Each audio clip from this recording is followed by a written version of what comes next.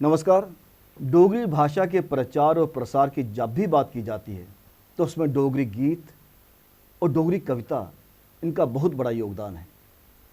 जब भी मातृभाषा के प्रति उसके अस्तित्व की चिंता की जाती है तब अलग अलग मंचों पर या सोशल मीडिया पर जिस तरह से आजकल डोगरी कविताएं और डोगरी गीत अपना वर्चस्व बना रहे हैं तो उम्मीद की एक किरण नज़र आने लगती है।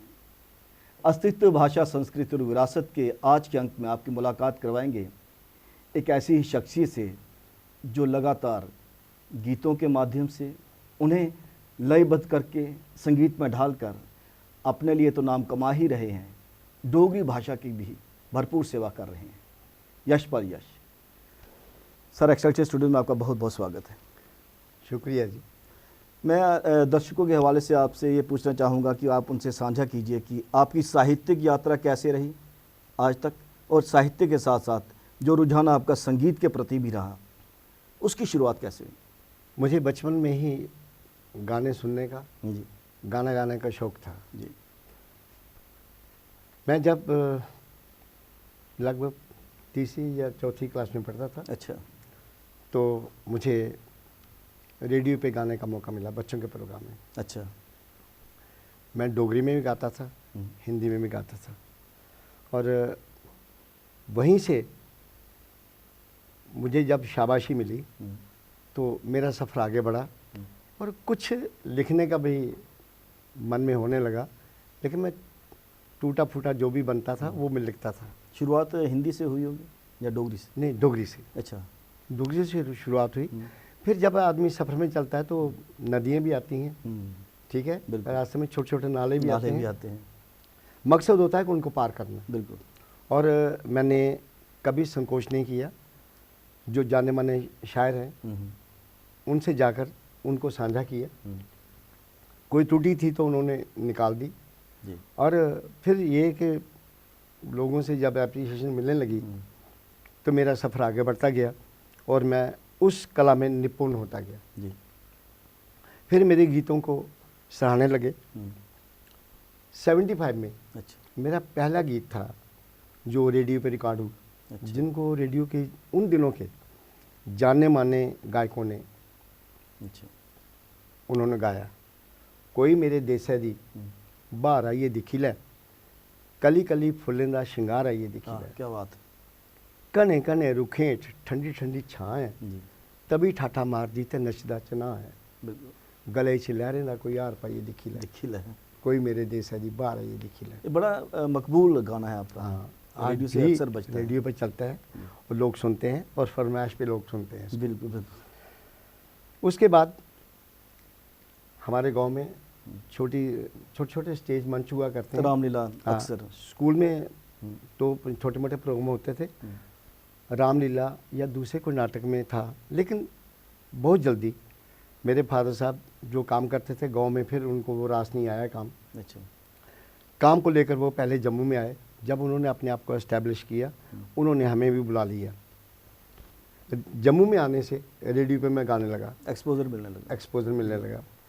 उसके बाद अपना सनातन धर्म नाटक समाज दीवान मंदिर जो बहुत ही मशहूर है यहाँ, केएल सहगल भी यहाँ पे आप मंच साझा कर चुके हैं। ओम प्रकाश जी यहाँ पे सीता का रोल निभा चुके, और भी बहुत सारे माने हुए कलाकार, बिल्कुल सम्मानित कलाकार यहाँ से होके गुजरे हैं। वो इतिहास है। और मुझे दीवाना मंदिर की रामलीला जो है वो जम्मू का एक इतिहास है। जी जी जी। और मुझे वहाँ भी काम करने का मौका मिला बचपन से। अच्छा। रामलीला बतौर चाइल्ड आर्टिस्ट मैंने काम किया। जो दूसरे सोशल नाटक होते हैं उनमें काम किया। फिर उन दिनों लड़के ही लड़कियों का रोल करते थे। 2 साल मैंने सीता का रोल किया। अच्छा। तो गायन लेखन के साथ साथ अभिनय भी। और फिर लक्ष्मण का रोल मैंने किया 2 साल।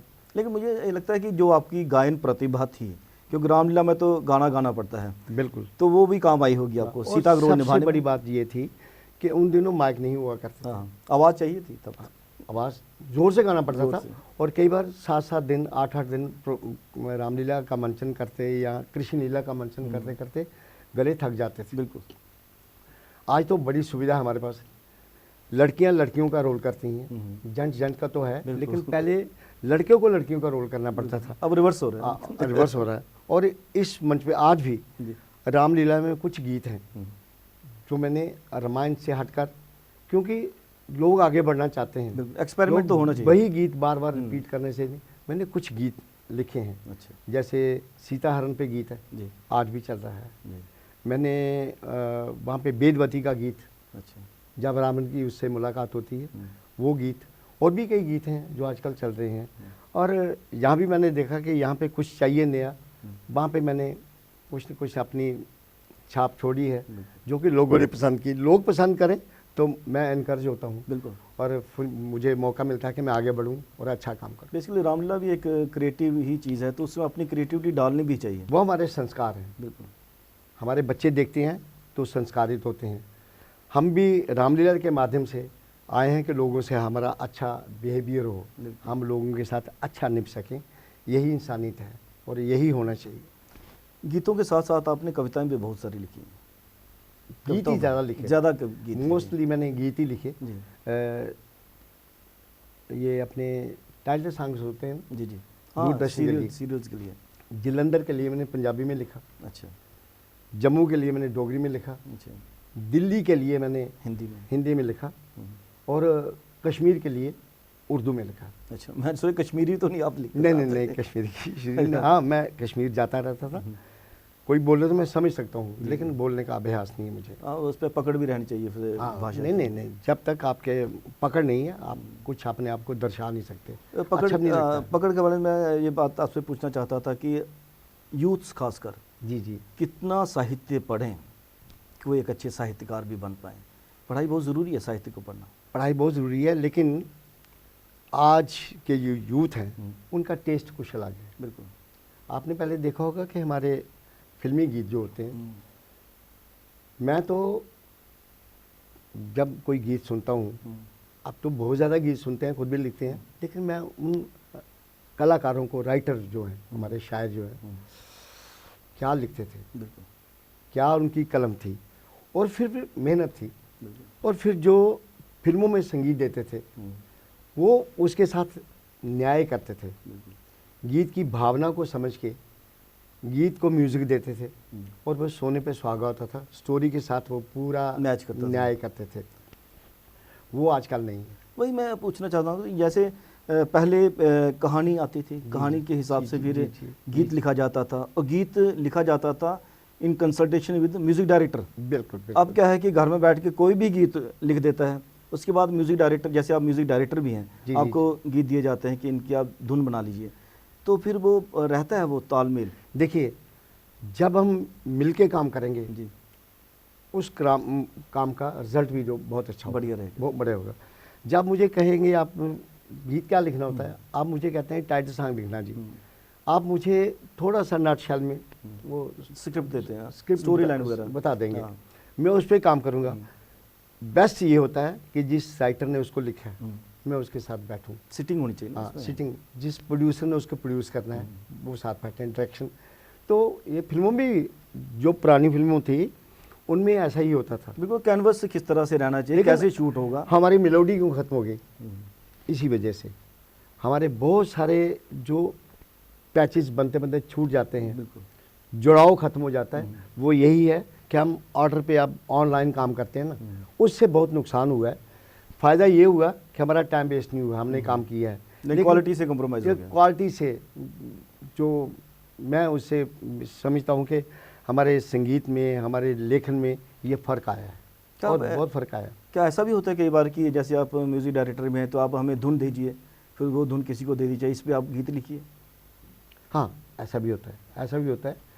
तो वैसे क्या शब्दों से न्याय कर पाता है? ना, ऐसा है कि मैं आपको अपनी बात बताता हूँ कि रेडियो पे या दूरदर्शन से कोई गीत मिलता है, सपोज करो आप ही का लिखा हुआ गीत है, पहले जब मैं गीत पढ़ता हूँ तो मैं उस गीत की भावना देखता हूँ, उस गीत का भाव क्या है, शायर ने लिखा क्या है, और वो कंसेप्ट मुझे समझ आ गया तो मैं बहुत अच्छा म्यूज़िक उसको दे सकते हैं, क्योंकि उस गीत की भावना के साथ खिलवाड़ नहीं हुआ।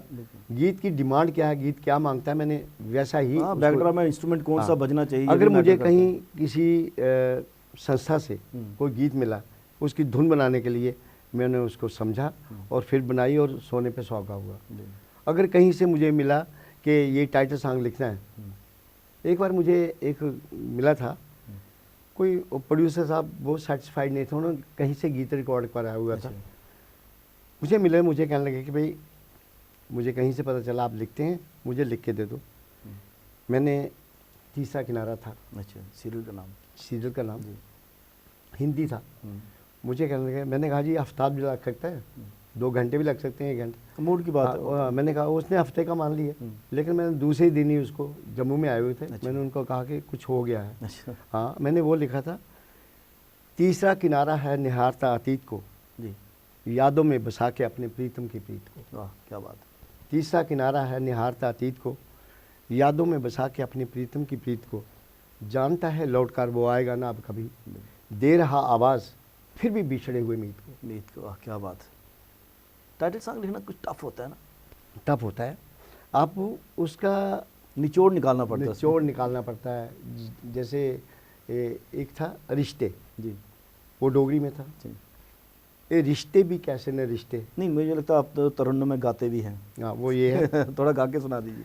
ये रिश्ते भी कैसे न रिश्ते, अंदरा द चल दे न चाला,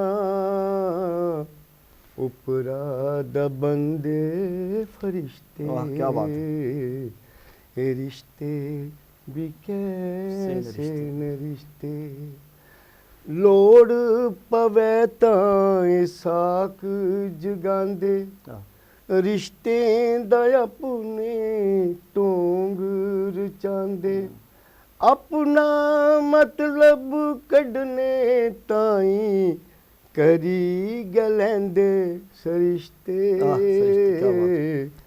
रिश्ते भी कैसे न रिश्ते।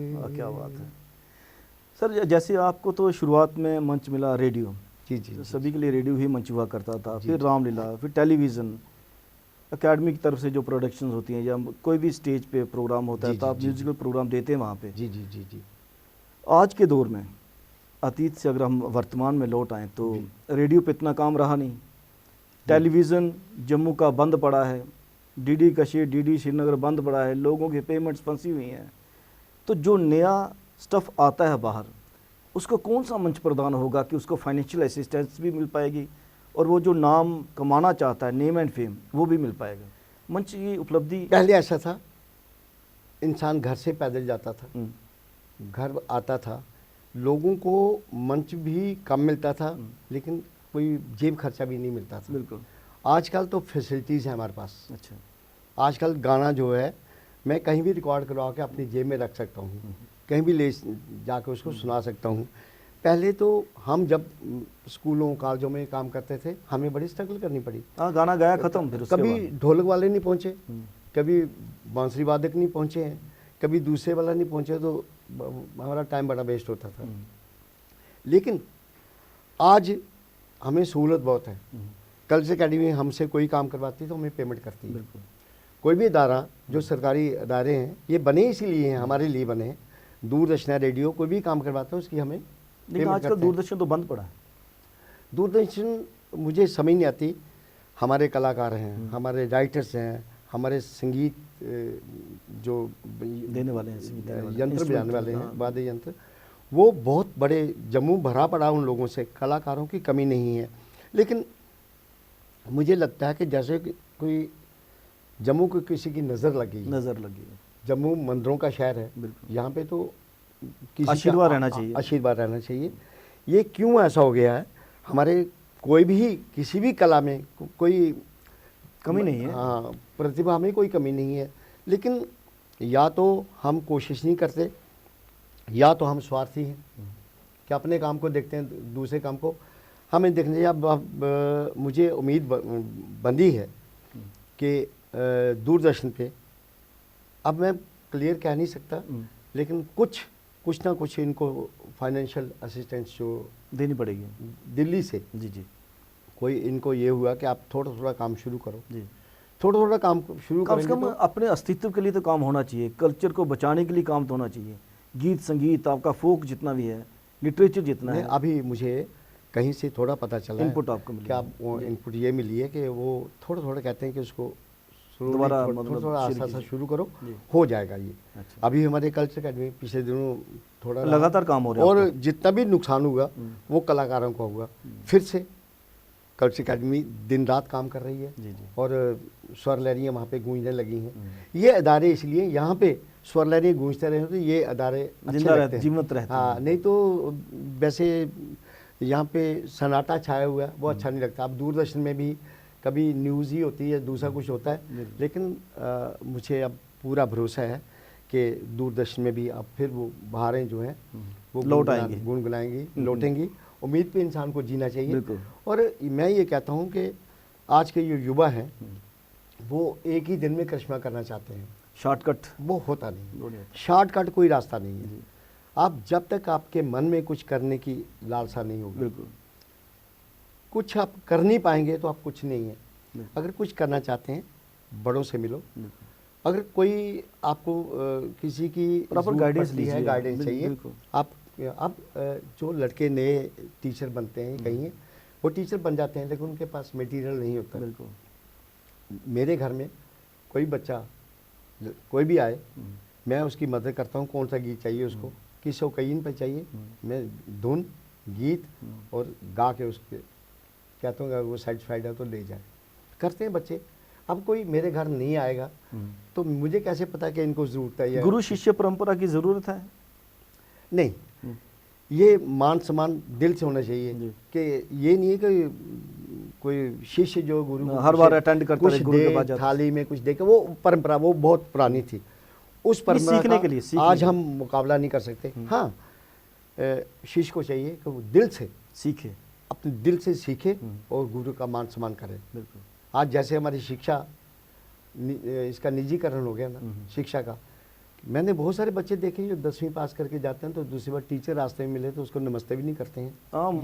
गर्दन में फेर दिया करते हैं वो तो। जब इसका कमर्शलाइज होगी ना शिक्षा, तब से ऐसा होगा। वरना मॉरल वैल्यूज तो रहनी चाहिए। मॉरल वैल्यूज तो रहनी चाहिए। मेरा टीचर है, उस मेरे स्कूल में थे, अगर उन्होंने मुझे नहीं पढ़ाया तो फिर भी वो मेरे टीचर हैं, क्योंकि उस स्कूल में पढ़ा हूँ जिस स्कूल में वो टीचर हैं। चाहे वो सब्जेक्ट मुझे वो पढ़ाया नहीं पढ़ा रहे, पढ़ाया, लेकिन मेरी नज़र में वो टीचर हैं। आज भी हम पुराने अपने किसी टीचर को देखते हैं तो हमारा मस्तक झुक जाता है। और वही है कि वो हमारे टीचर हैं, वो हमारे मार्गदर्शक हैं, उन्होंने हमें मार्गदर्शाया है। सर, आप आपके साथ मैं एक और बात आपसे जांचना सुनना चाहूँगा कि जैसे आप एक संस्था के साथ भी जुड़े हुए हैं। जी जी। नमी डोगरी संस्था। जी जी जी। तो भी लगातार साहित्य के लिए काम कर रही है, तो साहित्य के साथ साथ वो कल्चर के लिए भी काम करती है जी, म्यूजिकल प्रोग्राम भी करती है। तो आप क्या समझते हैं कि भविष्य, जैसे बहुत सा जो थिंक टैंक वो सोचता है कि हमारी मातृभाषा पे खतरे के बादल मंडरा रहे हैं, मातृभाषा ख़त्म हो रही है, लेकिन जैसे डोगरी संस्था है, आपकी संस्था है, नमी डोगरी संस्था है, डुग्गर मंच है, अकेडमी है, और भी कितनी संस्थाएं हैं भाषा के लिए काम कर रही हैं लगातार। जी जी। तो आपको भविष्य कैसा नज़र आता है? मेरा एक ही मानना है, काम सबका एक ही है। बिल्कुल। डोगरी के प्रचार प्रसार के लिए काम करना है, ठीक है। लेकिन मुझे ये लगता है कि जब तक हम मिल के ये काम नहीं करेंगे, सारी संस्थाएं एक ही जगह मिले, मंच कोई भी हो, कॉमन काज हो तो इकट्ठे होना चाहिए, मिलकर काम करें, तो हमारी जैसे ये भाषा 8वें शेड्यूल में आ चुकी है, हमारे ऑफिशियल लैंग्वेज है, यूनिवर्सिटी में आई है, हम अपने घर में भी बोलते हैं। लेकिन जब घरों से इसकी शुरुआत नहीं होगी, माँ सबसे बड़ी टीचर है। माँ बोली इसलिए तो कहा जाता है, माँ बोली कहा जाता है। हम अपने घरों में दूसरे स्टेट्स में आप देखो, दूसरे राज्यों में देखो, मद्रास वाले मद्रासी में बात करते हैं, तमिल, ठीक है।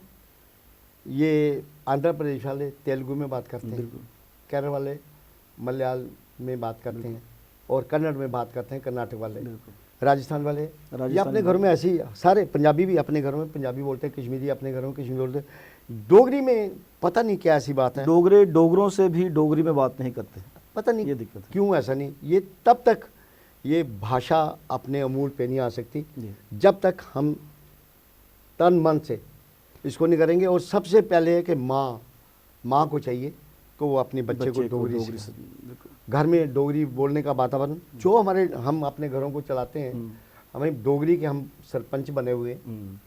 मैं अपने आप को नारेबाजी स्पेयर से नहीं करता। हट रहे, नहीं, काम नहीं, किया जाए, हम धरातल बने, पर हम काम जो किया जाए। काम कर रहे हैं, हाँ। हमें सबको अपने घरों में डोगरी बच्चों से बोलनी चाहिए। जब तक हमारे बच्चे डोगरी बोलना नहीं सीखेंगे, हम समाज को कुछ दे नहीं पाएंगे। घर से ही डोगरी शुरू होनी चाहिए। और ये अगर सारे बच्चे बोलना शुरू हो जाए तो कोई बात नहीं, डोगरी पीछे नहीं रहेगी। उम्मीद है कि हमने अपने घरों से शुरू कर ली है, हम दूसरों को भी कह रहे हैं कि अपने घरों से शुरू करो, ताकि डोगरी का प्रचार हो। और डोगरी जो है दुनिया में दो कहते हैं कि डोगरी जैसी मिठास किसी भाषा में मीठी नहीं है। भाषा कहा जाता है इसको। हाँ, तो डोगरी पे हमें मान है। मैं ज़्यादातर डोगरी में लिखता हूँ। डोगरी में उसका जो संगीत होता है कि हमारे बच्चे किसी भी प्रोग्राम में मैं 2-3 गाने डोगरी के ज़रूर रखता हूँ। होना चाहिए, तब हम मिलकर काम करेंगे तो कुछ नहीं है, डोगरी हमारी बहुत आगे बढ़ सकती है। तो उम्मीद करेंगे सर कि जो आपने कहा कि मिलकर काम करेंगे भाषा के लिए, तो भाषा भी आगे जाएगी। जी जी जी, आप एक्साइटेड स्टूडेंट में आपका बहुत बहुत धन्यवाद। अस्तित्व के इस अंक में आपने बातचीत सुनी यश जी से। उन्होंने कहा कि संस्थाएं चाहे कितनी भी हो, लेकिन जब भी कॉमन काज हो, भाषा का कंसर्न हो, संस्कृति का कंसर्न हो, विरासत पे बात हो, तो सभी को एक साथ आना चाहिए। कैमरा पर्सन करण सिंह के साथ राजेश्वर सिंह राजू को अब दीजिए इजाज़त। नमस्कार।